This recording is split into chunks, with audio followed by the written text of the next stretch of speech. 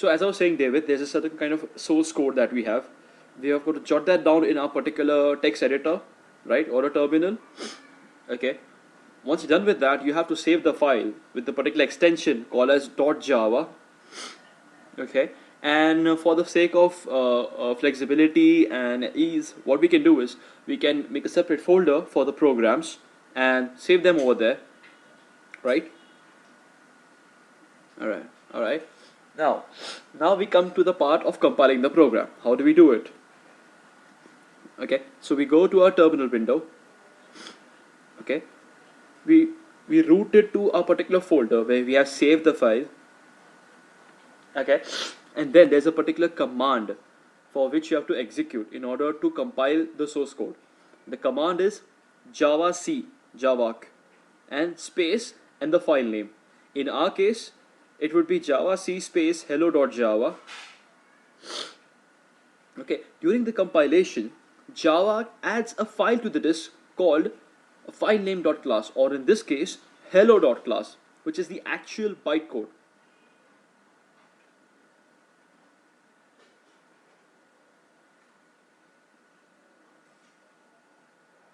Sorry, come again?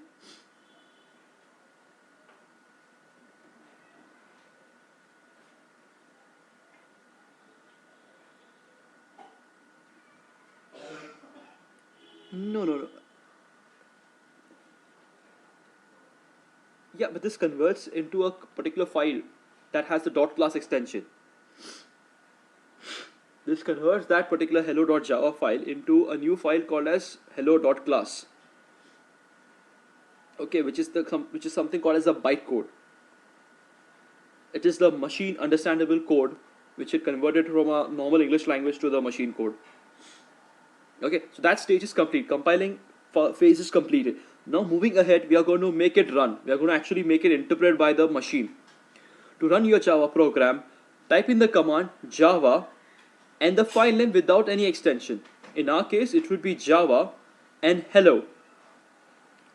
If you do that, the machine code will run, and on the terminal window, you'll be able to see a message, hello world, which is the objective of the source code which you have written before in this program. That's the purpose of the program. Okay, so this was just a rough phases of how you go ahead to write a program. There are possibilities sometimes that you might have typed in something wrong, something syntactically wrong or grammatically wrong. Okay, so what we have something called as syntax errors. These errors are usually typing errors. Okay, and the most common of them are misspelling or forgetting to write a semicolon at the end of a statement. Some common programming errors. For example, we need to have public static void main, but by mistake, instead of writing static, I ended up writing static t. Right, and this was supposed to end with a semicolon, but I forgot the semicolon. Right, so these are some of the syntax errors. And when I run the program, I get the messages on the screen saying that, boss, you have typed something wrong. I was expecting something else. I've got something else. Okay. Runtime errors. These errors will not be displayed until you run your program. Even programs that compile successfully may display the wrong answers if the programmer has not thought through the logical processes and the structures of the program. For example, you want your program to print 100 strings of the hello world, but it only printed 99. Your program gets the input from the user, but the user inputted a character, and so your program crashes or terminates. So these are the kind of errors that will be only detected when the program is running. And unlike the syntax errors which you come to know while compiling it. And that's pretty much the first PDF. A very basic level PDF. Do you have any questions so far from this particular PDF that we looked up? You good enough? Alright, let me jump onto another PDF. This is the place where we explore a bit more of Java. Okay, so just a historical background. Java was created in 1991 by Mr. James Gosling of Sun Microsystems, initially called as Oak, and name of the tree outside Gosling's window. Its name was changed to Java because the name Oak was already taken by someone else as a trademarked name. A bit more of history. The original motivation Java, the need for platform independent language that could be embedded in various consumer electronic products like, toasters or refrigerators. At the same time, the World Wide Web and the internet were gaining quite popularity, and Mr. Gosling realized that Java could be used for internet programming as well. The platform independent language and the platform independent programs perfectly fit the need of the internet at the time, where programs can be downloaded to different type of browsers that are called as applets, which is still a very popular way of using Java. Applet are small Java programs and it runs on your browser. We'll see about them eventually. But these are some motivation factors because of which Java was born. These were some motivating features because of which Mr. Gosling thought that okay, I have a problem scenario and these are the things that I have to cater to. When we talk of Java, okay, we normally think Java from three perspectives: either a programming language, a developer environment, or a runtime environment. When I say that Java is a programming language, what I mean is, as a programming language, Java can create all kinds of applications, particularly desktop applications such as word processing applications via Java SE, enterprise applications such as inventory management systems via Java EE Enterprise Edition, mobile applications that run on mobile devices such as phones and tablets via Java ME. Sorry about that. Internet applications that can run inside browsers, so-called applets, and even the most tiny applications that run on credit card-like devices, called as Java Card. When I see Java from a development environment perspective, what it means is Java technology provides you with a large suite of tools, namely the compiler, Java C, or the Java compiler, an interpreter, Java, that is a Java runtime interpreter, a document generator called as Java Doc, and a set of libraries, star.jar files. JDK, that is the Java Development Kit, provides all of the above. And there are many other editors, namely Eclipse, NetBeans, or IntelliJ IDEA, which help you achieve them. IntelliJ IDEA,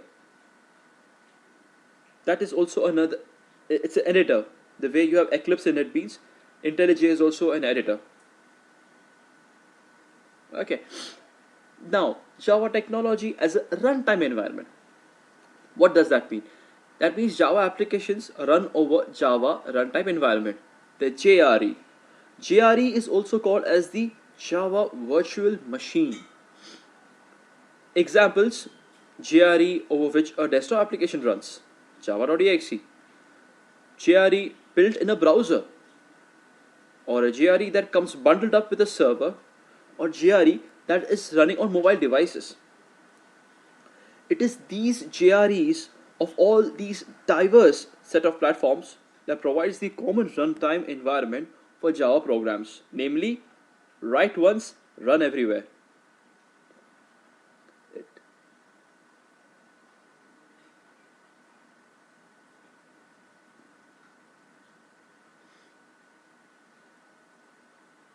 Yes, the JDK. When you install Java, you get JDK, which is meant for development. But if you have applications that need Java, not for making purposes but just as an extension, there is a JRE, runtime environment, which suppose your Java applications running on your system, namely a mobile device or a desktop application or on a server. Right? You with me so far?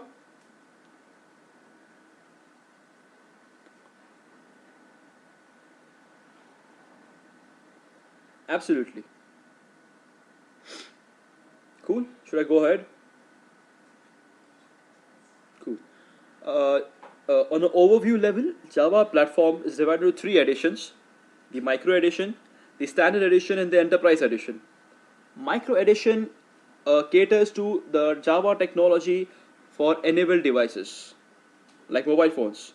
Then standard edition is a very general way of looking at it, which is particularly meant for your desktop applications.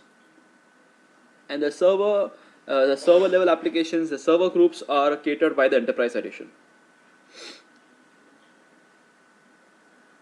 Yes, it's particularly for the mobiles.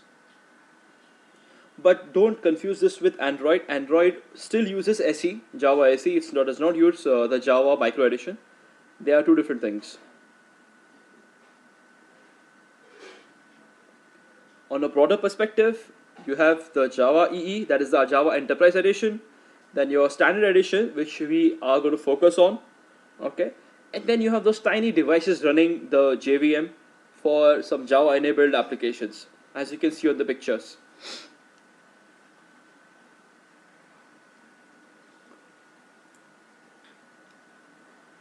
Okay, so I mean it can be visualized from three perspectives again: a Java application or a JVM and the operating system. All of these things need Java.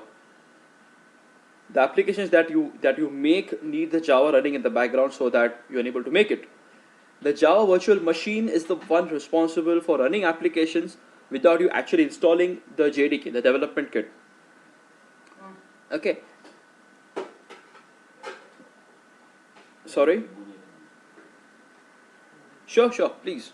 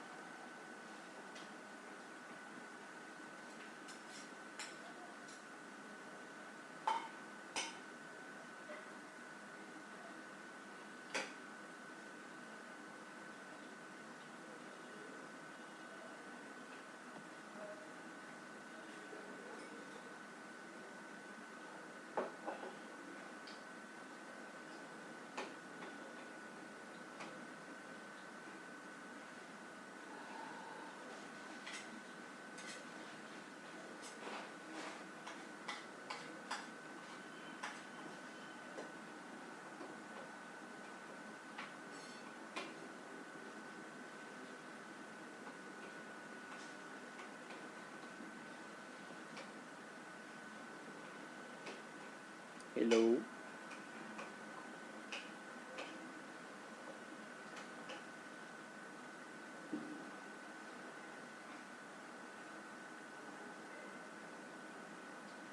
Yeah.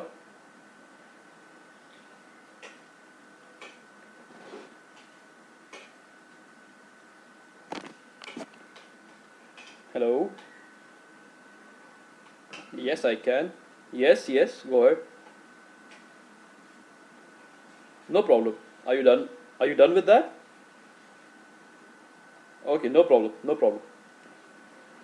Okay, so what I was trying to explain here is one of the keen features of Java. Let me give you an example. I'm sure you must be aware of C and C++, right? Yeah. So, I mean, the way it works is, let's say you have Windows machine. You made a C program, C++ program, you compiled it, you got the .class file, okay? Let's say you take this .class file from Windows machine to a, let's say, Linux machine. Okay, now this is a compiled version. Now you're going to run it. When you try to run it on a different machine, it does not run. Okay, it does not run. Hello? Why is that?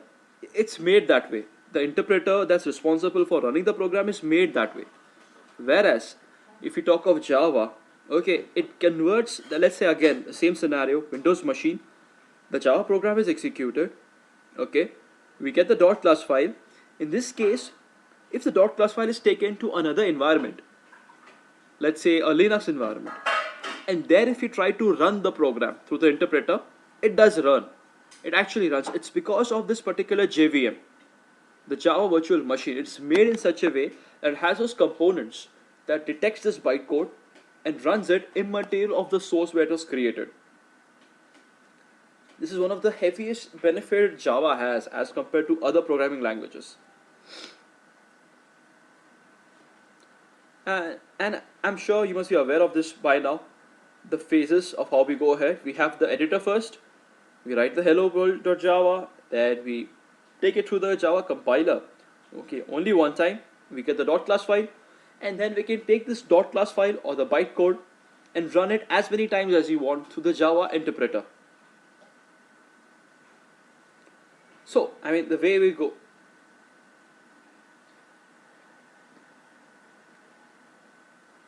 As per requirement, you can do it one time, two times, but when you do that, you don't need to compile it again. You don't need to compile it again. You just take the .class file and place it anywhere, any environment. It will be good enough to run. Okay.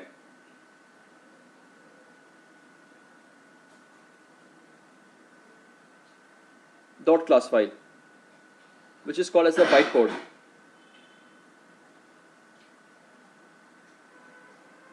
Exactly.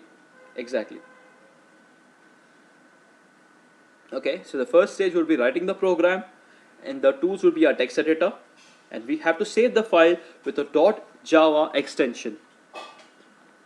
Further on, we have to compile the program. We use a Java compiler, right? And because of which we get the particular .class file, which is also called as the Java bytecode. Alright, and as you go ahead, we have to run the program. We have a Java interpreter, because of which we see the actual program output. Yep, and